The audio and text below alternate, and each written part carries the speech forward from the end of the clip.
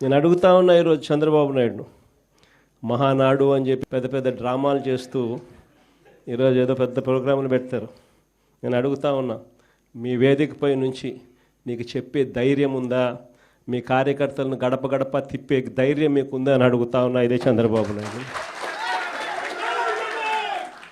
కారణం, తెలుగుదేశం పార్టీకి సంబంధించిన ఏ కార్యకర్త అయినా కూడా గడప గడప ప్రోగ్రాం చేస్తూ ఏ ఇంటికి వాళ్ళు వెళ్ళినా కూడా ఆ ప్రతి ఇంట్లోనూ కూడా చంద్రబాబు నాయుడు గారు ఎన్నికలప్పుడు ఇచ్చిన మేనిఫెస్టో ఆ ప్రతి ఇంట్లో వాళ్ళ దగ్గర కాపీ ఉంది.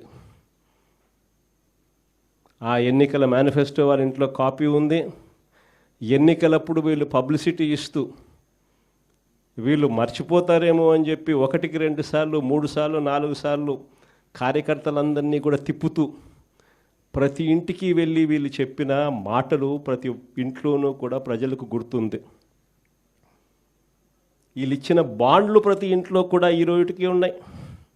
ఒకవైపున చంద్రబాబు ప్రభుత్వం ఇచ్చిన ఏ హామీని నెరవేర్చకుండా సూపర్ 6లు సూపర్ 7లు గాలి కుదిలేసి 143 హామీలను పూర్తిగా పక్కకు వదిలేసి, ఇంతకుముందు చెప్పినట్టుగా చిన్న చిన్న హామీలు, ఏది బస్సు, ఇది పెద్ద హామీ కూడా కాదు, చిన్న చిన్న హామీలు. మా కడపలో మహిళలందరూ ఎదురు చూస్తూ ఉన్నారు, ఎప్పుడెప్పుడు చంద్రబాబు ఇది చెప్తాడా, ఎప్పుడెప్పుడు ఇది అయిపోతుందా, విశాఖపట్నం పోయి అట్లా రావచ్చు కదా, పొద్దున పోయి సాయంత్రానికి విశాఖపట్నం రావచ్చు కదా అని చెప్పి మా వాళ్ళందరూ ఎదురు చూస్తూ ఉన్నారు. ఇటువంటి చిన్న హామీలు కూడా పట్టించుకునే పరిస్థితులు. గ్యాసు, అది ఇంకొక చిన్న హామీ.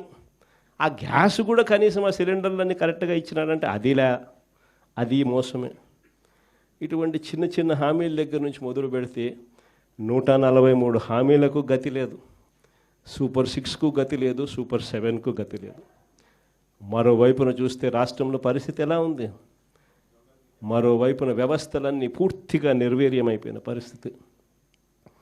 చదువులు పూర్తిగా పడకెక్కాయి. గోరుముద్ద స్కూళ్ళల్లో నాసిరకం ఫుడ్తో తినలేని పరిస్థితిలో ఈరోజు స్కూళ్ళు ఉన్నాయి. స్కూళ్ళల్లో ఇంగ్లీష్ మీడియం పడకేసింది.